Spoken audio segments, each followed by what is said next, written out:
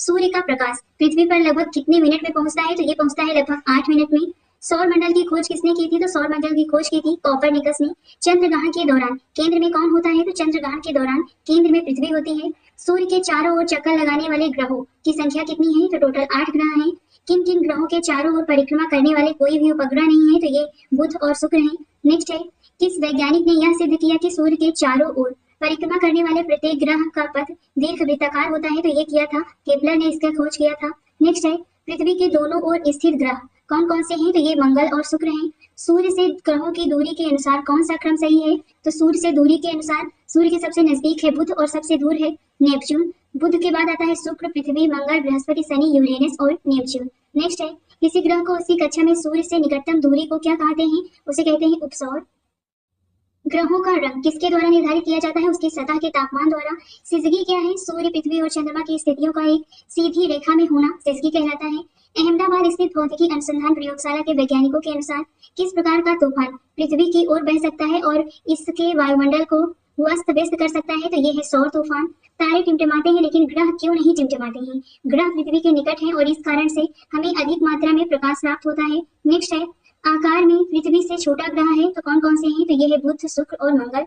Next है, सूर्य ग्रहण कब लगता है? जब सूर्य और पृथ्वी के बीच में चंद्रमा आ जाता है। सूर्य या चंद्र ग्रहण में पृथ्वी के छाया क्षेत्र को कितने भागों में विभाजित किया जाता है? 3 भागों में। सूर्य की सबसे बाहरी परत क्या कहलाती है? तो इसे कोरोना क्लीट कहते हैं। सूर्य की उत्पत्ति वर्तमान से लगभग कितने वर्ष पूर्व हुई थी? तो यह हुई थी लगभग 4.6 बिलियन वर्ष पूर्व। सूर्य की सतह का तापमान लगभग कितना मापा गया है? तो ये मापा गया है 6000 डिग्री सेल्सियस। सूर्य के वर्णमंडल में गैसों के तूफान किस परिघटना के दौरान दिखाई देते हैं? सूर्य ग्रहण के दौरान। सूर्य के निकटतम ग्रह कौन सा है? तो ये है बुध। सूर्य का चक्कर 88 दिनों में लगाने वाला ग्रह कौन सा है? तो ये है ग्रह बुध। सौर मंडल में ग्रहों के क्रम के अनुसार कौन सा ग्रह बुध और पृथ्वी के बीच में आता है? ये है शुक्र ग्रह। हमारे सौर मंडल का सबसे चमकीला और सबसे गर्म ग्रह कौन सा है, जिसे भोर तथा सांझ का तारा भी कहते हैं? तो ये है शुक्र ग्रह। हमारे सौर मंडल के किस ग्रह का आकार पृथ्वी जितना बड़ा है और इसे पृथ्वी का जुड़वा बहन के रूप में भी जाना जाता है? तो ये है शुक्र ग्रह।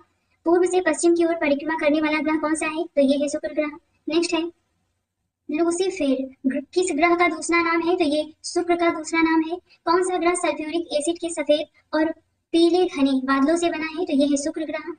कौन सा एकमात्र ऐसा ग्रह है जिसका अपने अक्ष पर परिभ्रमण काल सूर्य के चारों ओर पर परिक्रमण काल से भी अधिक है? तो ये है शुक्र। पृथ्वी से चंद्रमा की दूरी लगभग कितने किलोमीटर है? तो ये है 3,34,400 किलोमीटर।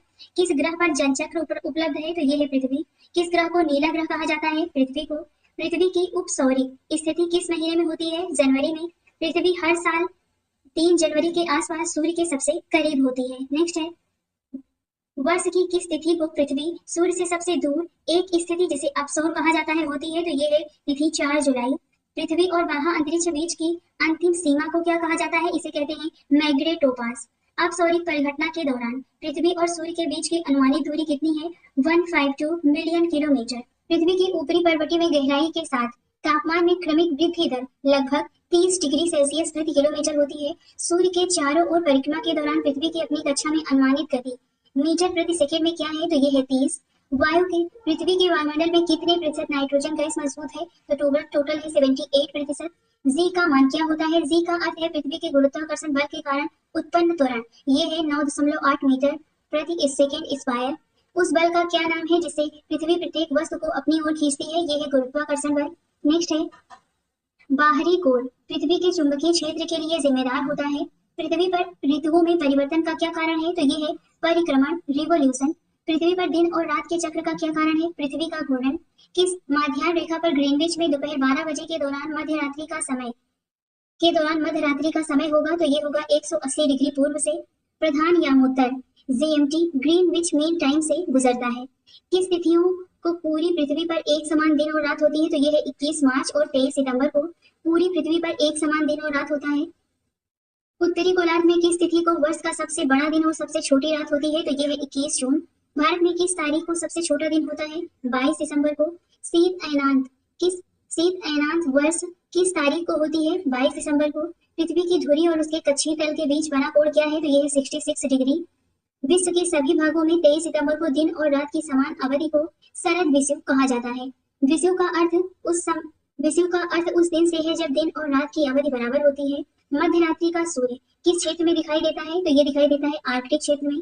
पृथ्वी की अपनी अक्ष पर गति को घूर्णन कहा जाता है। उत्तरी गोलार्ध में पवनों का दाईं ओर विक्षेपण किसके कारण होता है? पृथ्वी के घूर्णन के कारण।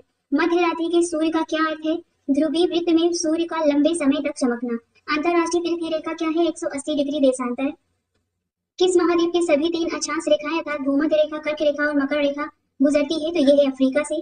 कौन सी काल्पनिक रेखा समान वर्षा वाले स्थानों को मिलाने वाली रेखाओं का प्रतिनिधित्व करती है? तो ये है समवेष्टि रेखा। समान अंतराल पर समान ऊंचाई वाले स्थानों को मिलाने वाली काल्पनिक रेखाएं समोच्च रेखा होती हैं। समोच्च रेखाओं का अन्य नाम क्या है? इन्हें आइसोहाइप्स कहते हैं। सूर्य डिग्री अक्षांश पर स्थित कौन सी काल्पनिक रेखा पृथ्वी को उत्तरी और दक्षिणी गोलार्ध के रूप में 2 बराबर भागों में विभाजित करती है? तो ये है भूमध्य रेखा। देशांतर रेखाओं में प्रत्येक डिग्री के लिए किसी स्थान के स्थानीय समय में ग्रीनविच समय से कितना अंतर होता है? 4 मिनट का। पृथ्वी को 1 डिग्री घूमने में कितना समय लगता है? 4 मिनट का समय लगता है। समान ताप वाले स्थानों को मिलाने वाली काल्पनिक रेखाएं क्या कहलाती हैं? तो इन्हें कहते हैं समताप रेखाएं। भूमध्य रेखा से ध्रुवों तक क्षैतिज रूप से पृथ्वी को घेरने वाले काल्पनिक समानांतर वृत्त क्या कहलाते हैं? इसे अक्षांश कहते हैं। उत्तरी ध्रुव को दक्षिणी ध्रुव से मिलाने वाली संदर्भ रेखाओं को क्या कहते हैं? इसे देशांतर कहते हैं। भूमध्य रेखा 0 डिग्री भूमध्य रेखा 0 डिग्री अक्षांश का प्रतिनिधित्व करती है। प्रधान यामोत्तर का मान क्या है? 0 डिग्री देशांतर। 2 अक्षांशों के बीच की दूरी लगभग होती है 111 किलोमीटर। एक अक्षांश लगभग 111 किलोमीटर के बराबर होता है। पृथ्वी 1 घंटे में कितने देशांतर घूमती है? 15 डिग्री। नेक्स्ट है 49वीं समानांतर रेखा किन 2 देशों के बीच की सीमा रेखा है? तो ये संयुक्त राज्य अमेरिका और कनाडा के बीच की है।